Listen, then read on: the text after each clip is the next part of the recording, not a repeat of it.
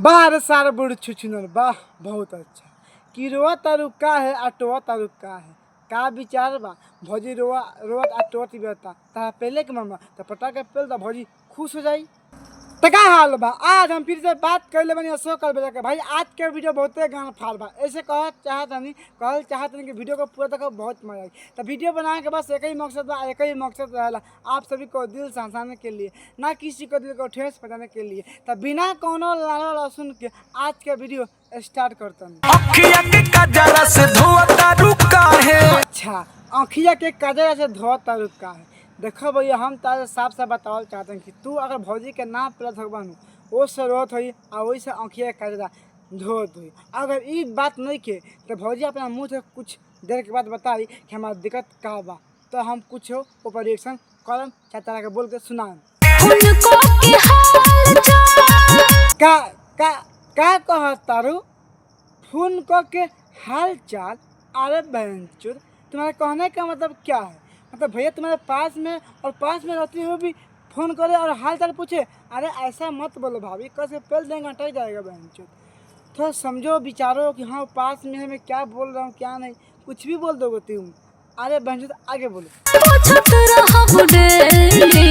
अच्छा फ़ोन पर हाल चाल पूछे तो हम डेली मतलब भौजी कहे के मतलब भाई लोगन हमें लागत था भौजी भौजी के भैया छोड़ कहीं बाहर जाता तो वे भौजी भैया से कहता कि फ़ोन कर के हाल चाल पूछे तो दिया डेली। ए भौजी दिखा दिया अपन झाट छिड़ियो दिहन। हाँ जौन बात के शौक रहलक हो बात पूगल देखे भाई कहने की ना कि लगाता भौजी के भत्तार छोड़ के कहीं जाता वैसे भौजी रोतिया आ कहती है फ़ोन करके पूछ लिया हाल चाल डेली। अब देखा भाई लोग अब देखा भौजी अगर तारा भत्तार जाता डेली तो जाता लेकिन देखे बा तू मरवा के जा दियो कहीं तो मंग शांति पूजा नू तो कोनो देखबू ना। बाहर तारा बहनी के गाड़ी में गधा के लंड पे लो वाह बहुत अच्छा कि राजा जाता डेली आई ना एक बार ले ली। अब सुनो अभी बहन चो भौजी रोत रखिए शुरू के आँखिया काजा धोत रखे रोल से मतलब आंसू से। अब कहती है आई ना एक पर ले ली। ए भौजी तलार चटबू देखो भौजी तहार भत्तार वाले अगर दिल्ली जाता रहे तो जाए कहे कि एगो गाना सुनले बारू नाही रे कमाई में तो कहाँ से खियाइब कर में याद तो है हरदम हो। तो औरतिया मतलब लड़कियाँ क्या बोलती है औरतिया आहन आओ ना कदी चंदन ए राजा जाता रहा तू तो लंदन आहन आओ कदी चंदन आ राजा जाता रहा तू तो लंदन। तो गाना बात सही बा ज़्यादा पर मतलब के दिल्ली कहा कि कमा के लिए तो खा लिया। एकरे के कहल जाला लेवे के मन ना अब मेहरारू के मुठ मारे ले। देखो इतना हम यात्रा बना के जाते हैं दिल्ली कमाए तो ये खुद कहते हम मेहरारू आई ना खा पे ले ली। अरे तू क्या चाहता है कि हम तो पेल के जाई ना यात्रा खराब हो जाई।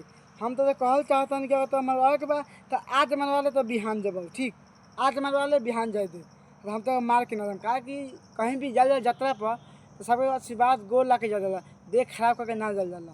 हाँ तो आज मरवा ले तो हम बिहान चल दम कोनो बात ना लेकिन अगर आज जाए देबे तब तक पेल बहु ना।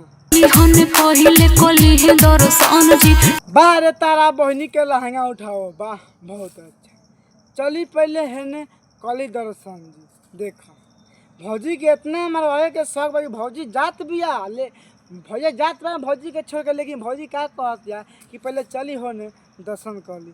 देखो भौजी हम तारा साफ साफ एक बात कहल चाहता हूँ इतना खखुआ के ना तो लगे तो देवर होई तो गाँव में बहुत सारा आदमी लड़का फैका कोनो ना कोनो होई तो पहले खातिर ओकर से मरवा ले लेकिन अपन भत्तार के ज़्यादा दिली क्या कि तो भत्तार ज़्यादा यात्रा पर अगर यात्रा खराब होल आ तो भत्तार के मौत हो गल तो कसम से कहते कोनो ना पेली आ कोनो तोरा के राखी ठीक से गुजर जाई यात्रा सजन जी। ए तार बहिन के दो हो ठीक से गुजर जाई यात्रा मतलब रास्ता देखता बा पहले दर्शन कर ली भौजी के झाँट के तो ठीक से रास्ता गुजरी। तार बहन चो तो हमारे बुढ़वा समझता हम तो अगर ना ले हम ठीक, अगर तो देता रहता हम ना देबो हम।